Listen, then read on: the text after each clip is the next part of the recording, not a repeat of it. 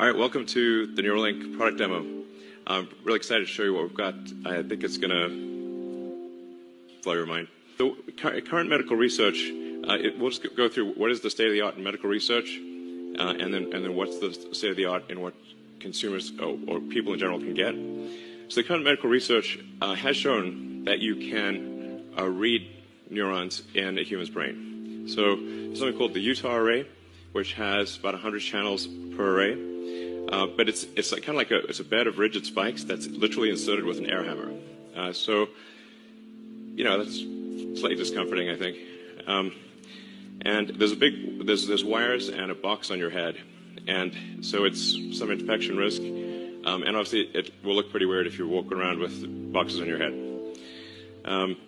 And in order to use it, you have to have an expert medical professional there, and it's only been done in a few dozen people. So. But it is served as an important proof of concept that this can be done. So we did want to point this out and show that this actually does work. It's just not something that the average person could use effectively. And in terms of what is currently available, there is something called deep brain stimulation, where they put electrodes, a small number of electrodes, in your brain, and will actually zap your brain with an electric current. And it's valuable for its uses, but it can't read or write high bandwidth information. I would say this is sort of a bit like sort of kicking the TV, which does work, but not always, and it has limitations. Nonetheless, this has greatly helped over 150,000 people, and it's actually, just despite being somewhat of a brute force approach, it has been very effective for a lot of people. And this is what's currently available. So we want to radically improve this by multiple orders of magnitude, improved by a factor of 100, then 1,000, then 10,000. So going into the Neuralink architecture, what we've done over the past year is dramatically simplify the device. So we about a year ago, we had a device which had multiple parts, including a piece that it had to sort of sit behind your ear, and it was complex, and you wouldn't still look totally normal. You'd have a thing behind your ear.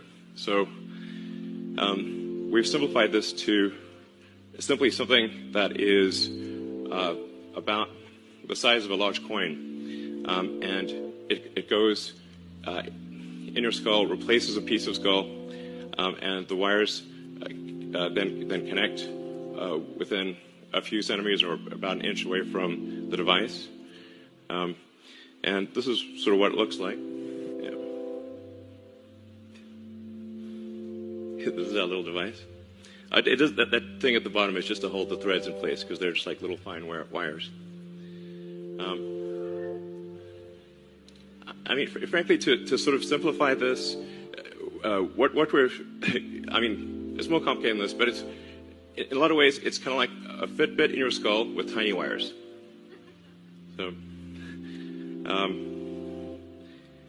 and it's, yeah, so our current prototype, version 0.9, has about 1,000 channels. So that's about 100 times better than the next best consumer device that's available. And it's a 23 millimeters by 8 millimeters. It actually fits quite nicely in your skull, because your skull is about 10 millimeters thick. So it fits, it goes flush with your skull, it's invisible, and all you can see afterwards is this tiny scar. And if it's under your hair, you can't see it at all. In fact, I could have a Neuralink right now, and you wouldn't know. Maybe I do. So, and it's also got all the things that you would expect to see, the sensors you'd expect to see in a smartwatch or a phone, like notional measurement, temperature, pressure. So there's actually a lot of functions that this device could do related to monitoring your health and warning you about a possible heart attack or stroke or other damage, as well as sort of convenience features like playing music. You can do a lot. It's sort of like if your phone went at your brain or something. Yeah, maybe that's not a great analogy. Anyway, so it's also inductively charged. So it's charged in the same way that you charge a smartwatch or a phone. And so you can use it all day, charge it at night, and have full functionality. So you would really it would be completely seamless, and yeah, no wires. In terms of getting a link, so that, you need to have the device, a great device, and you also need to have a great robot that puts in the electrodes and does the surgery. So you want the surgery to be as automated and as possible, and the only way you can achieve the level of precision that's needed is with an advanced robot.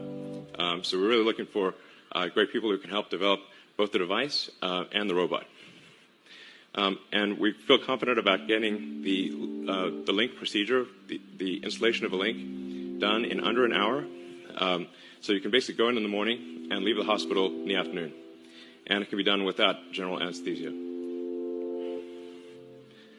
So in terms of getting a link, like I said, it's essentially you open a piece of skull, you remove about a coin-sized piece of skull, and then the robot inserts the electrodes. We'll talk more about that later. Then the device replaces the portion of skull that was removed, and we basically close that up with actually super glue, which is how a lot of wounds are closed, and then you can just walk around right afterwards. It's pretty cool. So this is our surgical robot.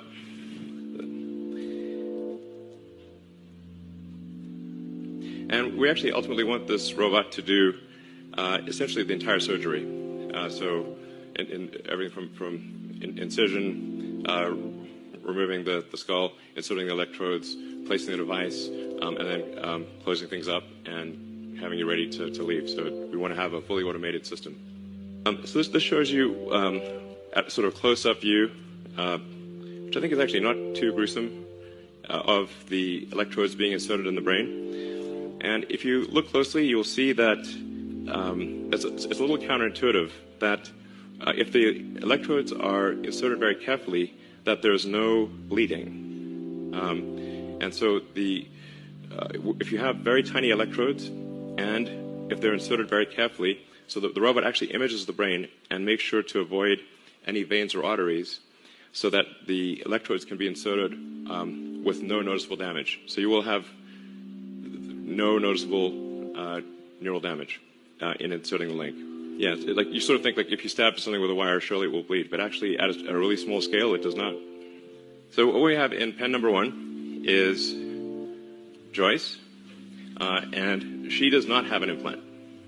So here's Dorothy, and in the case of Dorothy, Dorothy used to have an implant, and then we removed the implant. So this is a very important thing to demonstrate is reversibility.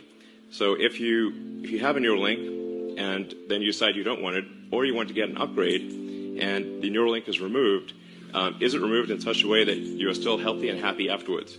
And what Dorothy illustrates is that you can put in the neural link, remove it, and be healthy, happy, and indistinguishable from a normal pig. And so on the screen, you can see each of the spikes from the 1,024 electrodes. And then if she snuffles around, touches this snout in the ground, or you kind of feed her some food, pigs love food, then you can see the neurons will fire much more than when you're not touching the snout. And that's what's making the beeping sound. She's had the implant for 2 months. So this is a healthy and happy pig with an implant that is 2 months old and working well. Yeah.